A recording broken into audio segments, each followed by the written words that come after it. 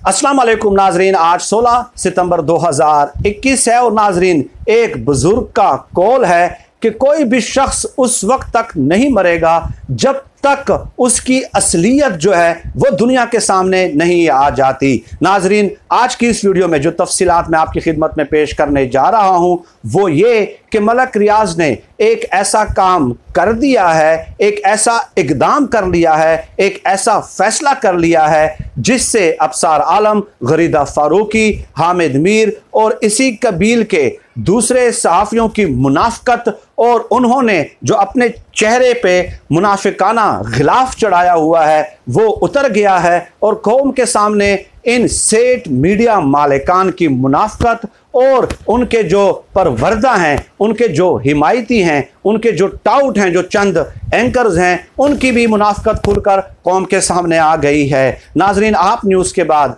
मलक रियाज ने Indus news channel को बंद करने का फैसला किया है और वो बंद कर दिया गया है। फैसला क्या करना, बल्कि एकदम से उन्होंने ये टीवी चैनल बंद कर दिया है और इस तरह 200 सहाफ़ी जो हैं वो बेरोज़गार हो गए हैं। नाजरीन, इंडस न्यूज़ में काम करने वाले एक दोस्त से मेरा राब्ता हुआ और उनसे तफसीलात मैंने तलब की तो उन्होंने कहा कि इंडस न्यूज़ जो है इसकी नशरियात का आगाज़ किया गया 2018 में और 2019 के शुरू में इसको बाकायदा लॉन्च कर दिया गया और दिसंबर 2019 में मलक रियाज ने इस चैनल को टेक ओवर कर लिया था। नाजरीन, वो कहते हैं कि हमें कुछ दिनों से शक हो रहा था कि खबरें गर्दिश कर रही थी कि शायद मलक रियाज इंडस न्यूज़ को भी बंद करने जा रहे हैं, इसलिए हम इसी चैनल की CEO सानिया मलक के पास गए जो कि बहरिया टाउन में मुलाजिम है और हमने उनसे कहा कि खबरें गर्दिश कर रही हैं कि मलक रियाज साहब इस चैनल को बंद करने जा रहे हैं।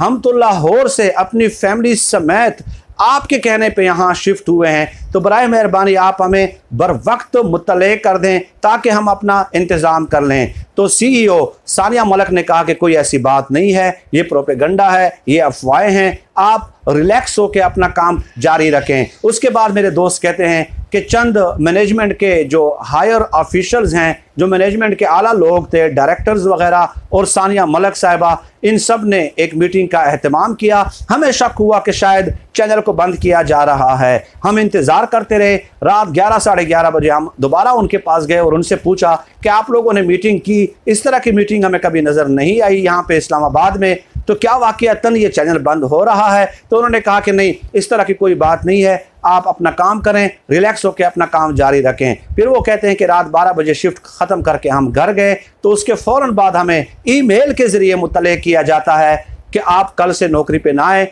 चैनल की नशरियात 2 महीनों के लिए सस्पेंड की जा रही है, मुअत्तल की जा रही है चंद टेक्निकल वजूहात की बुनियाद पर। और फिर उन्होंने कहा कि इन लोगों ने वादा किया कि अगस्त की तनख्वाह 15 सितंबर तक आपको दे दी जाएगी और सितंबर और अक्टूबर की जो तनख्वाह है वो आधी आधी आपको प्रोवाइड की जाएगी। ये चंद तफसीलात थी जो आपकी खिदमत में पेश करना ज़रूरी थी। और इसके अलावा नाज़रीन एक बात और याद रखें, ये बहुत ज़्यादा ज़रूरी है इस बात को समझना कि जब भी कोई अपॉइंटमेंट होती है टीवी चैनल में, 85 के करीब तकरीबन टीवी चैनल्स हैं, तो वहाँ पे एक कॉन्ट्रैक्ट साइन किया जाता है, चाहे किसी की भी अपॉइंटमेंट हो, यानी कि कैमरामैन की हो, NLE की हो, कंटेंट प्रोड्यूसर की हो और इसके अलावा टेक्निकल प्रोड्यूसर की हो, रिसर्चर की हो, इसके अलावा आप एसोसिएट प्रोड्यूसर है, असिस्टेंट प्रोड्यूसर है, आप जिस डेजिग्नेशन पे भी अपॉइंट हो रहे हैं तो एक लंबा चौड़ा कॉन्ट्रैक्ट साइन होता है और उसमें बताया जाता है कि और उसमें बाकायदा साइन किए जाते हैं दोनों अतराफ से कि अगर आप हमारे चैनल से जॉब छोड़ेंगे तो आप हमें 1 महीने का नोटिस पीरियड देंगे और 1 महीने का नोटिस पीरियड आप सर्व करेंगे और इसके अलावा जब हम आपको निकालेंगे तो 1 महीने के नोटिस पे हम आपको निकालेंगे, यानी 1 महीना पहले हम आपको बता देंगे और जब हम आपको निकालेंगे तो आपको 1 महीने की इजाफी सैलरी दी जाएगी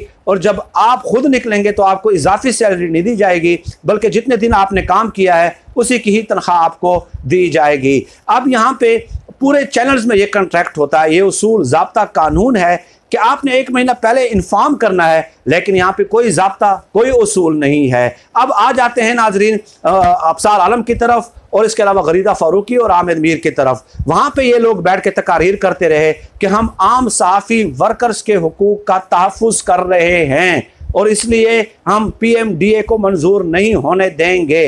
ये दलील इनकी तरफ से घड़ी जाती है, ये दलील घड़ी जाती है।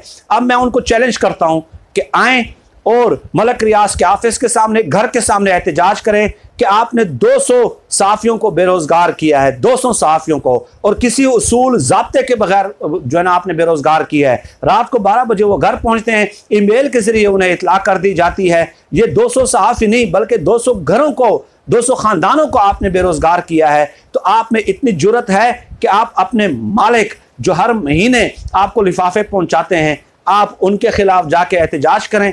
ये एक जनाटेदार थप्पड़ है इन एहतजाज में शरीक सहाफ़ियों के लिए जो बड़े एंकर्स हैं। मैं उनकी बात कर रहा हूँ। बहुत सारे ऐसे भी हैं जो लो लेवल पे होते हैं, जो मजबूरी की वजह से आ जाते हैं। भाई जो मजबूरी की वजह से आ जाते हैं, डेफिनेटली आपको एक एंकर, आपका बॉस हुक्म देता है तो आपने तो जाना ही है उनके साथ, या उनके हुक्म पे ही आपने जाना है। लेकिन ये अब चैलेंजिंग सिचुएशन है, ये आपने साबित करना है। आप अपने ट्विटर अकाउंट पे डाल दें। अगर आप बहुत ज़्यादा मसरूफ़ हैं और पाकिस्तान के वज़ीर-आज़म बने हुए हैं और आपके पास इतना टाइम नहीं है, तो गरीदा फ़ारूकी, अबसार आलम, हामिद मीर साहब ट्विटर अकाउंट पे वो एहतजाजी मुजाहरे के क्लिप्स शेयर करें कि वो 200 मुलाजिमीन जो हैं वो सरापा एहतजाज हैं। लेकिन ये नहीं करेंगे।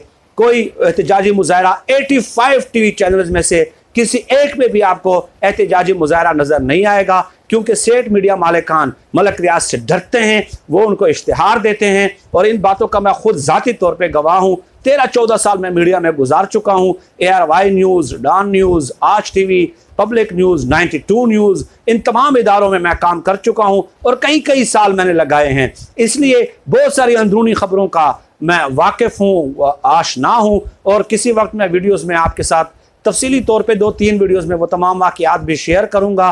तो ये इनकी मुनाफ़क़त का जो है ना बिल्कुल पर्दा चाक करने के मुतरादिफ है, और इससे ये वाज़े होता है कि ये सिर्फ अपने मालिकान के हुकूक का तहफ़्फ़ुज़ चाहते हैं, और हम जैसे जो आम सहाफ़ी वर्कर्स हैं इसके साथ उनका कोई लेना देना नहीं है, कोई भी लेना देना नहीं है। ये सबसे बड़ा झूठ है अगर कोई उस प्रोपेगंडे में आ जाता है कि गरीदा फारूकी आम सहाफ़ी वर्कर्स के हुकूक का तहफ़्फ़ुज़ करेगी, हामिद मीर साहब और अबसार आलम साहब करेंगे। अबसार आलम तो जब चेयरमैन पैमरा थे तो इन्होंने पैमरा में एक कानून मंजूर कराने की कोशिश की थी, और वो कायमा कमेटी में भी पेश हुआ था। 2017 की बात है कि 50 करोड़ रुपए फेक न्यूज़ फैलाने के इल्ज़ाम में टीवी चैनल्स को जुर्माना किया जाएगा। 50 करोड़ रुपए। आज वही शख्स वहां पे बैठ के एहतजाज कर रहा है कि मीडिया पे 25 करोड़ रुपए जुर्माना क्यों लगाया जा रहा है, और जब आप पैमरा के चेयरमैन थे तो 50 करोड़ रुपए आप जुर्माना लगा रहे थे 2017 में जब नून लीग की हुकूमत थी, और वही शहबाज शरीफ और बिलावल जाके वहां पे बैठ जाते हैं। नाजरीन, एक वाकया आपको बता दूं। एक मेरा दोस्त था, मैं टीवी चैनल में था, उसकी बेटी पैदा हुई, टेक्निकल स्टाफ का वो हेड था। तो उसी दिन मालिक ने फैसला किया कि इसको चैनल से, नौकरी से निकाला जाएगा। मैंने दूसरे टेक्निकल हेड से रिक्वेस्ट की कि खुदारा आपकी मालिक के साथ दुआ सलाम है, आप उनसे रिक्वेस्ट कर दें कि उनकी बेटी आज पैदा हुई है, लोग आएंगे, इनके खर्चे होंगे, खुशी का दिन है, अल्लाह की रहमत नाजिल हुई है, तो आप 1 महीने के लिए रुक जाएं, 1 महीने नहीं तो 1 हफ्ते के लिए रुक जाएं। तो वो टेक्निकल हेड ने मुझे कहा कि मैं मालिक से बात कर चुका हूं, ये तमाम चीज़ें मैंने डिस्कस की हैं, वो 1 दिन भी रुकने के लिए तैयार नहीं है। वो कहते हैं कि ये इजाफी है, इसलिए इसकी हमें ज़रूरत नहीं है, हमारे पास स्टाफ पूरा है। तो उनको निकाल दिया। मैं एंकर्स के नोटिस में लाया, कोई एक भी टस से मस नहीं हुआ, एक भी टच से मस नहीं हुआ, और ये आज बैठ के जो है ना आम साफ़ी वर्कर्स के हुकूक की बात करते हैं। नाज़रीन, वीडियो का दौरानिया जो है वो तवील हो जाता है। डेफिनेटली जो 12-13 साल मीडिया का हिस्सा रहा हो तो वो अंदरूनी तौर पे किन किन खबरों से आगाह नहीं होगा। इस हवाले से भी मैं किसी वीडियोज़ में, 2-3 वीडियोज़ में इंशाल्लाह आपके सामने चंद हक़ाइक़ रखूँगा। फिल वक्त आज की इस वीडियो में इन्हीं गुजारिशात पर मैं इक्तिफ़ा करता हूँ।